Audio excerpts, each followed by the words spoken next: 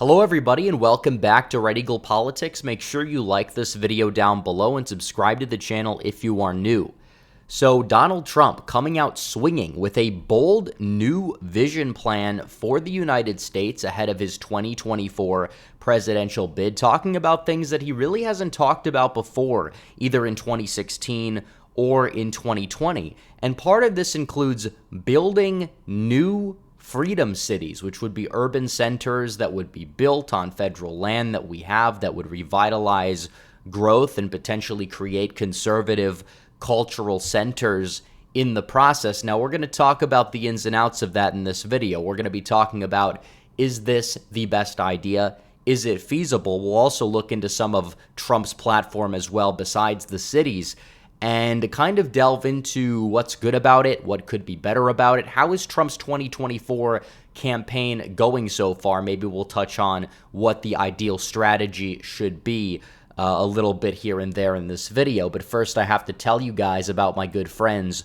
over at Noble Gold, because we're at war and in a recession. Two things our leaders don't want you to know, but it's only a matter of time before the cracks start to show. And you know who's going to get hit the most? You. That's why you need to protect yourself and your family, because things will get worse. Fortunately, Noble Gold Investments is here to help you. You've worked too hard to build up your savings and investments to see it all crushed to bits. A precious metals IRA with Noble Gold Investments ticks all the boxes to keep you safe. And this month, they're giving away a beautiful Gold Eagle bullion coin with every qualifying IRA of $50,000 or higher. Stop worrying. Visit noblegoldinvestments.com. You can't go wrong with Noble Gold Investments. That's noblegoldinvestments.com.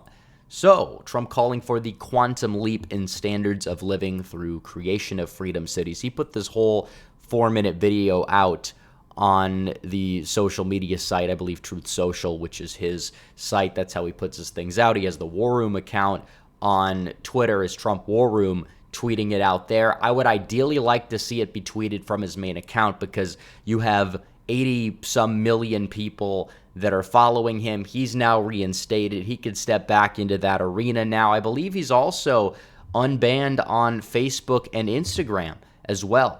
And he needs to be utilizing these platforms as much as possible in the mainstream. They might not exactly be super friendly to him, and he still needs to work to regulate big tech. He already announced his plan initially with the National Big Tech Bill of Rights, or whatever he called it. Now he's going out there and he's proposing this bold vision for America, talking about using federal land to build new cities. And I think that cities do have a role in the right's quest to regain control of society. And this is the problem. You have all of these big cities, even like the ones with rhino mayors. You might have like Miami or Fort Worth, for example, has a rhino mayor. But even so, these cities still vote like 60% Democrat or so, give or take, on any given presidential election, which is an issue. They are still very culturally liberal. You have high crime in most cities across the country. You're going to have to do something to counter them. And a lot of people want to run and hide. They want to go live on a farm or buy up a bunch of land, which I think that they still should do and can do if they have the money to do so. But there is this benefit to cities. The cities used to be conservative strongholds. Back in the day, they did. And now they're not, because a lot of conservatives have fled the cities. They're running away from all their problems. And obviously, I'm not going to tell people that they need to move to Los Angeles or move to New York or something. Maybe if they want to like infiltrate an industry, like if they're a filmmaker and they want to make culturally conservative films in Hollywood, then yeah, go to Los Angeles or whatever. But still, there are benefits to cities because they are economic strongholds. We hear a lot of talk about a parallel economy, or so to speak, where you have more conservative industries. Well, you'll be able to have that in areas of cultural control, where you have authentic conservatives that band together in these places. Now, I will say that there's going to be arguments against this, that it's going to be very hard to control. How are you going to control these cities, especially if they are developed by the federal government? The swamp hasn't been drained, and you look at population density all across the country, it's kind of bred collectivism. I mean, you could argue Texas is more conservative in the urban areas or the suburbs because they're like more spread out apart or so, and that is a solid argument. And the more dense it gets built up, the more liberal that it's going to get. Although one could say that Florida is a rebuttal, even though the demography of Florida is different, it's older, and a lot of the minorities are Cubans or they're Venezuelans or they're from places that they fled communism, so they vote Republican for economic reasons or whatever. So cities definitely have their benefits and drawbacks. It's an interesting plan nonetheless. I don't know how people would move to them. I'm pretty sure that these cities would probably attract conservatives first, which is a good thing, but still, who knows where they're going to build them? We have all this land in the middle of Nevada and Kansas and all these places where we could build, but obviously we don't want to import millions of more people across the world to live in these places, or they're not going to be conservative strongholds. I mean, one look at voting patterns or exit polls can pretty much tell you that. But Trump also proposed a baby boom with bonuses for young parents, which is similar in a way to what Prime Minister Viktor Orban of Hungary has proposed, which that's really interesting because Trump really hasn't engaged in that fight in terms of family growth or demographics in terms of the population pyramid or whatever, but he's doing everything possible. Now he's saying we need to go out there, we need to raise the birth rate. This is a problem, and it is a problem because people aren't getting married anymore, they aren't having families, and you can't sustain a society like that, and it's a major, major issue. And Trump is saying, no, we're going to go out there, launch this baby boom, incentivize young parents to have kids or incentivize marriages. That's a very, very good thing, and I really am surprised that he decided to throw that in there. And you look at Trump on policy, and he is going off. He talked about this beautification campaign, a return to traditional American architecture, which absolutely is a problem. There's so many ugly buildings all over the place. It's kind of a sign of cultural decadence, and the left will throw a temper tantrum if you dare speak out about the fact that our new infrastructure is awful and the architecture is, I guess you would just say, ugly downright in many cases. So the fact that Trump is talking about this is also surprising. And in order for him to win in 2024, he's got to keep this up. He's got to keep the policy up because it's a lot more than just this. I mean, he's talked about, you look at the big tech plan, you look at his trade policies. He always brought the rhetoric. He never really went super in depth with like policy plans. I mean, he did from here to there. But now it seems like he's going all out there. He's having a platform with as many planks as he possibly could.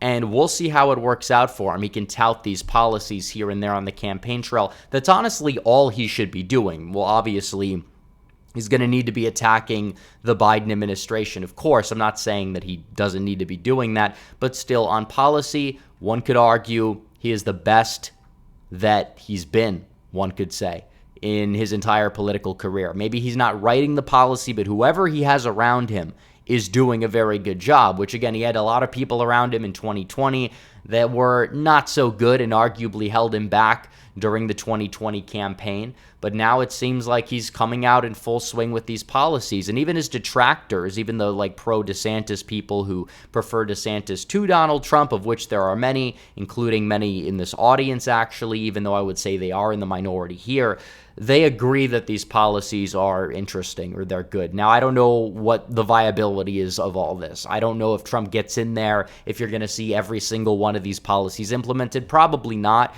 Obviously, developing flying cars, that could take some time. I don't think we need that, really. I think it's like a funny thing that he threw in there, just like buying Greenland or I guess you would say wanting to go to Mars, which he kind of did, I guess, get the ball rolling on, but who knows when that's going to happen. But either way, you're looking at this and you're seeing the fact that he's just going out there and is hammering home the policy. Now, if he does this more and he acts presidential like he did in Ohio when he went to East Palestine, because that was Trump at his peak, and I think it really showed nostalgia for his leadership because he went there. Biden didn't go there. None of the other 2024 presidential hopefuls went there, but Trump went there. He bought McDonald's for everybody, as his tradition. He did his thing there, and that was good.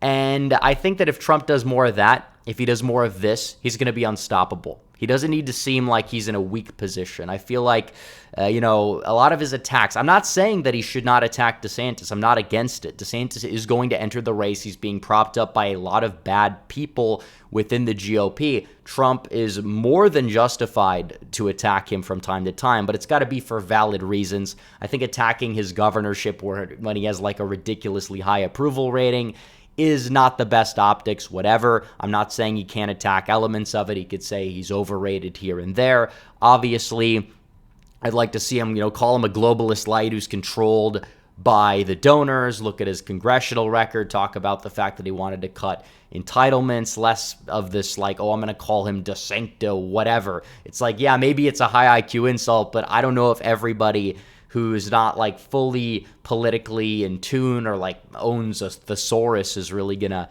vibe with these. I mean, there was a poll that came out maybe a few weeks ago that said only 5% of people believe that Trump calling DeSantis sanctimonious lowers their opinion of DeSantis.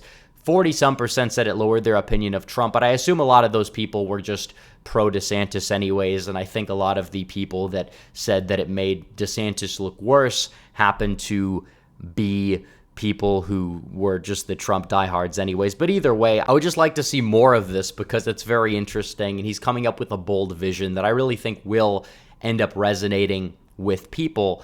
And he's getting serious about wanting to take back this country. Maybe the solutions are not all viable, whatever. We can have disagreements about what these would entail, what these cities would really mean, what they even would be like, because I think there is a lot of debate. I'm not even sure Trump himself would fully know that, but it's still an interesting step in the right direction for Trump's campaign, I will say that. And a focus on this, a focus on the issues that matter to a lot of people. What can he do to expand the coalition? That is what it's going to take to go out there against both political establishments, not just the Democrats, but the Republicans as well, and win the 2024 election and defeat Joe Biden in the process. So we'll see what happens, but it's a very interesting proposal by Donald Trump. Let me know in the comments what you guys think about it. I'm sure we're going to get some people who think it's a good plan, people who disagree. Just let me know. But anyways, guys, like this video down below. Subscribe to the channel if you are new. Hit the bell for notifications so you never miss another video. Follow me on social media. The links are all in the description down below. As always, guys, thanks for watching. Red Eagle, out.